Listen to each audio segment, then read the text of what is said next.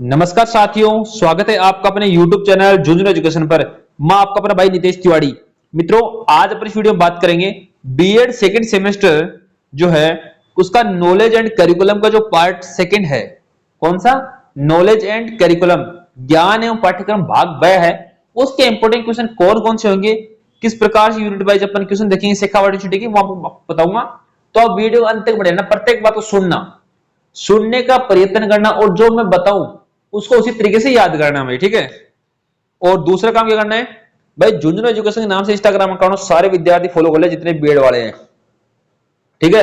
Telegram को सारे लोग ज्वाइन कर लेना, इस पे आपको नोट्स मिल जाएंगे, पीडीएफ मिल जाएगी, सारी जानकारी मिल जाएगी आपको टेलीग्राम जूनियर एजुकेशन पे।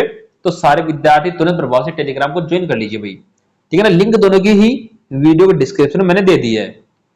सब्सक्राइब कर लीजिए नेक्स्ट वीडियो के लिए। प्रत्येक सेमेस्टर और प्रत्येक पेपर के इंपोर्टेंट क्वेश्चन आपको एकमात्र यूट्यूब चैनल मित्रों जूनियर एजुकेशन में मिलेगा, इसलिए फटाफट सारे विद्यार्थी चैनल को सब्सक्राइब कर लीजिए। और जिसको व्हाट्सएप ग्रुप में ऐड होना है वो ये नंबर लिख लो भाई सारे लोग, 9521222478। इस पे अपना नाम, जिस कॉलेज से आप लोग बीएड कर रहे हो उस कॉलेज का नाम और आपके गांव का नाम, ये तीनों चीजें आप मुझे व्हाट्सएप के माध्यम से भेज देंगे तो मैं आपको ग्रुप में जोड़ दूंगा। सारे विद्यार्थी तुरंत प्रभाव से व्हाट्सएप पर मैसेज करना, अपना नाम, जिस कॉलेज से आप बीएड कर रहे हो उस कॉलेज का नाम और भाई आपका गांव का नाम, ठीक है। पहली जो यूनिट है उसके ऊपर बात करेंगे तो वो है आदर्शवाद के आधार पर पाठ्यक्रम की विशेषताएं बताइए। सबसे पहले तो आपको ये पूछेगा आदर्शवाद क्या है, इससे अभिप्राय बताइए। जो आइडियलिज्म है वो क्या है वो बताना, एंड एक अच्छा आदर्श को लेकर अपन पाठ्यक्रम की किस प्रकार से योजना बढ़ा सकते हैं कि एक जो अच्छा पाठ्यक्रम होगा उसको भी आदर्श कैसे माने, उसमें क्या चीजें इंप्लीमेंट करेंगे ताकि वो आपका पाठ्यक्रम है, करिकुलम है, वो आदर्श बन जाए। तो आदर्शवाद के आधार पर एक पाठ्यक्रम की विशेषताओं की व्याख्या करनी है, ठीक है। Explain the characteristics of curriculum based on idealism. जो आइडियलिज्म है उसके आधार पर जो करिकुलम है उसकी कैरेक्टरिस्टिक्स, विशेषताएं क्या है वो आपको बताना। शानदार शानदार शानदार क्वेश्चन है। आप लोग इसमें यही समझोगे कि आदर्शवाद होता क्या है। पहला बिंदु यहां से, एक आदर्श पाठ्यक्रम की विशेषता बताइए, ऐसे भी क्वेश्चन पूछ सकता है एग्जामिनर। सुनना ध्यान से, एक आदर्श पाठ्यक्रम की विशेषता बताइए, ऐसे भी क्वेश्चन पूछ सकता है। तो जैसे भी पूछे आपके माइंड में वही रहना चाहिए जूनियर एजुकेशन में आपको बताया गया है।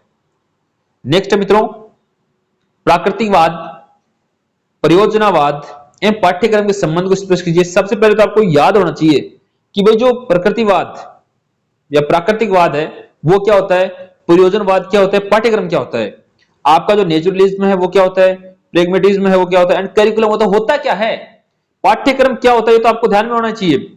और इन तीनों में संबंध क्या है। अच्छा क्वेश्चन है, इसको पढ़ सकते हो आप लोग। नेक्स्ट है जैन धर्म, जैन दर्शन, गीता दर्शन और बौद्ध दर्शन का पाठ्यक्रम पर प्रभाव बताइए। Jain philosophy, Gita philosophy and बौद्ध फिलोसफी है, उसका करिकुलम पर क्या इफेक्ट पड़ता है आपको बताना है। अच्छा क्वेश्चन है।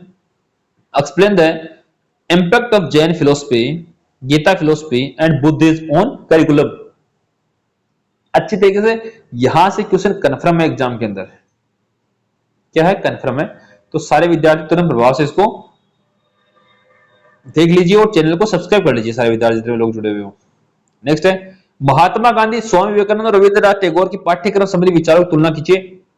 100% एग्जाम में क्वेश्चन है ये। आप तो विचार पढ़िए गांधी जी के, विवेकानंद जी के और रविंद्रनाथ टैगोर के, किससे संबंधित पाठ्यक्रम, curriculum. Compare the curriculum ideas of Mahatma Gandhi, Swami Vivekananda and Rabindranath Tagore. Rabindranath Tagore है, स्वामी विवेकानंद है, जो आपका महात्मा गांधी जी है, उनके विचार आपको देखने हैं करिकुलम को लेके। यूनिट 1 कंप्लीट हो गई। सारे विद्यार्थी शेयर करते हैं अपने दोस्तों तक, और प्रत्येक चीज को सुनो भाई, शेयर कर दो अपने दोस्तों को, भेज दो वीडियो को, ताकि सबकी हेल्प हो जाए। अपना काम प्रत्येक विद्यार्थी की हेल्प करना। और आप लोग चैनल को सब्सक्राइब कर लीजिए भाई तुरंत प्रभाव से।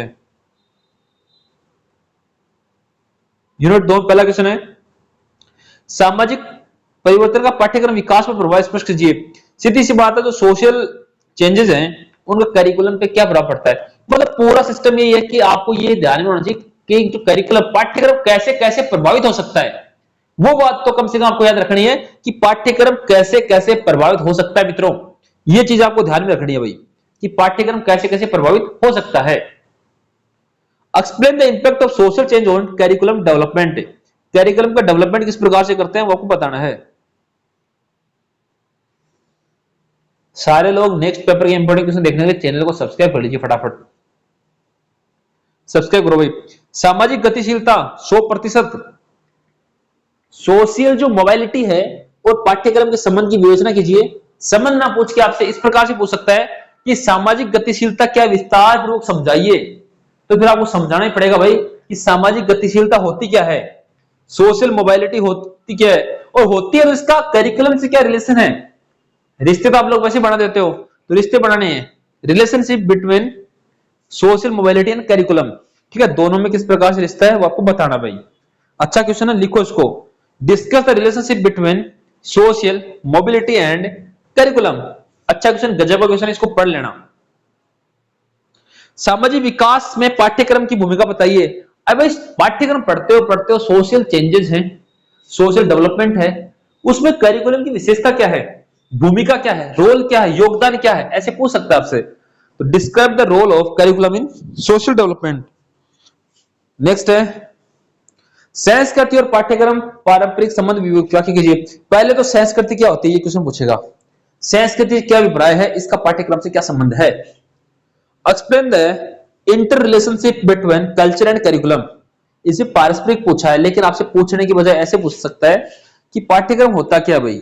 ठीक है, अगर पाठ्यक्रम होता है और संस्कृति होती है तो होती क्या है और होती है दोनों में रिश्ता क्या है। फिर वही बात, मतलब रिश्ता बनाना सीख गए ना तो काम बन जाएगा आपका। ठीक है साथियों, लिख लो इसको।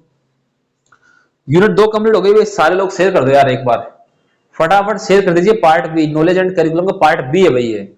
जिस विद्यार्थी पार्ट ए है उसका वीडियो मैंने डाल रखा है, उसको जाके देख सकते हो आप लोग। संरचनावाद क्या है और पाठ्यक्रम की अवधारणा स्पष्ट कीजिए। संरचनावाद और पाठ्यक्रम की अवधारणा स्पष्ट कीजिए। Explain structuralism and its relationship to curriculum.